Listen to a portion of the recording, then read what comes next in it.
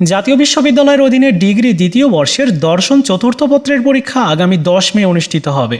আজকের ভিডিওতে এই সাবজেক্টের একটি শর্ট সাজেশন শেয়ার করব, আর অবশ্যই সাজেশনটি আপনার পরীক্ষার জন্য অধিক গুরুত্বপূর্ণ হবে, কেননা প্রশ্ন সংখ্যা খুবই কম শর্ট সাজেশনটির মধ্যে।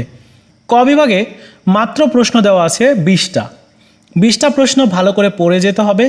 খ বিভাগে প্রশ্ন দেওয়া আছে 11টা প্রশ্নের একটাও স্কিপ করবেন না, এবং গ বিভাগে প্রশ্ন রয়েছে 12টা। এই হচ্ছে টোটাল প্রশ্ন।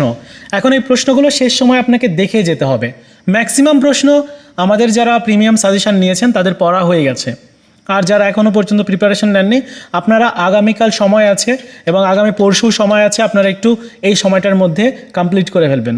সো এই ছিল আপনাদের দর্শন চতুর্থ পত্রের শর্ট সাজেশনটি। আর অবশ্যই এই সাজেশনটি ডাউনলোড করার লিঙ্ক আমি এই ভিডিওর প্রথম পিন কমেন্টসে দিয়ে রেখেছি। আপনারা একটা ক্লিক করে পিডিএফ ফাইলটা ডাউনলোড করবেন।